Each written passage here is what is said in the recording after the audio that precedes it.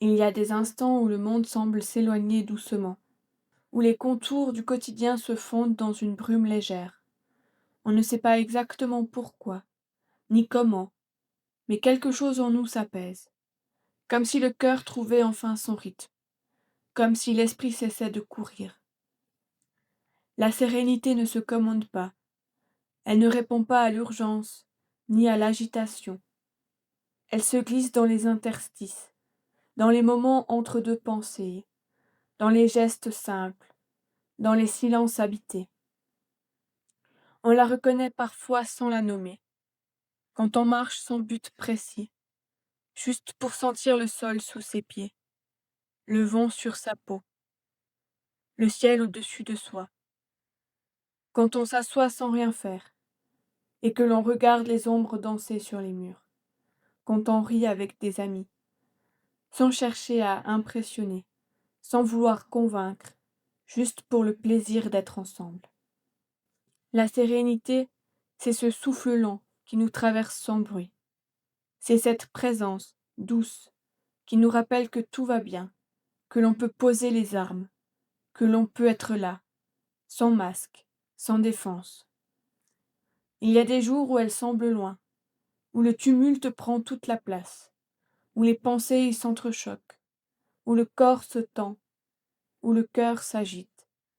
Et pourtant, même là, elle existe. Elle attend, patiente, qu'on lui fasse une place. Peindre m'y ramène. Quand je suis devant la toile, je ne suis plus dans le monde des mots, ni dans celui des obligations. Je suis dans le geste, dans la couleur, dans le rythme intérieur. Chaque mouvement est une respiration. Chaque nuance est une émotion qui s'exprime sans bruit. Je ne cherche pas à comprendre, je laisse venir. Et dans ce laisser venir, je retrouve la paix. La sérénité, c'est aussi accepter. Accepter que tout ne soit pas parfait, que les choses prennent du temps, que les réponses ne viennent pas toujours. C'est accueillir le flou, le doute, l'imperfection. C'est se dire que l'on peut avancer même sans tout maîtriser. Elle se cache dans les gestes du quotidien, dans une tasse de café partagée, dans un regard échangé, dans une porte que l'on ouvre sans précipitation. Elle est là, dans le rythme lent d'un matin sans alarme, dans le parfum d'un plat qui mijote, dans le rire d'un enfant qui joue sans se soucier du monde.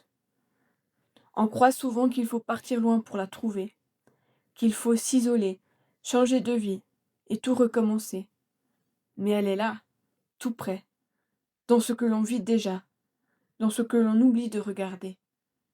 Elle est dans le fait de ralentir, de ne pas répondre tout de suite, de ne pas remplir chaque minute, de laisser du vide, du silence, de l'espace. Elle est dans le fait de respirer, vraiment respirer, pas juste par automatisme, mais avec conscience. Sentir l'air entrer, le corps s'ouvrir, le cœur s'apaiser. Elle est dans le fait de ne pas juger, ni soi, ni les autres, de regarder avec bienveillance, avec curiosité, avec douceur. Elle est dans le fait de créer, de laisser surgir ce qui veut naître, sans chercher à contrôler, sans vouloir plaire. Créer pour soi, pour le plaisir, pour le besoin de dire son mot. Elle est dans le fait de s'arrêter, de ne pas répondre à toutes les sollicitations, de dire non quand c'est nécessaire, et de dire oui quand c'est juste. Elle est dans le fait de se retrouver, de revenir à soi, à ce qui nous fait du bien, à ce qui nous nourrit. Elle est dans le fait de marcher, pas pour aller quelque part, mais pour être en mouvement, pour sentir le corps vivant, pour écouter les pensées passer sans s'y accrocher. Elle est dans le fait de regarder, regarder vraiment, un visage, un paysage, une œuvre, une lumière. Elle est dans le fait de ne rien faire, et de ne pas culpabiliser, de se dire que le repos est fertile, que le vide est créatif, que le silence est précieux. Elle est dans le fait de se souvenir des moments où l'on s'est senti bien, où l'on a ri, où l'on a aimé, où l'on a été aimé.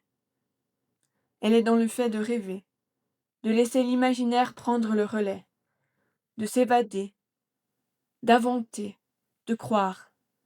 Elle est dans le fait de ressentir, sans filtre, sans masque, sans peur. Elle est dans le fait de vivre, vraiment vivre, pas juste exister, pas juste survivre, mais être là, pleinement. Et quand elle est là, tout devient plus clair. Les couleurs semblent plus vives, les sons plus doux, les gestes plus légers.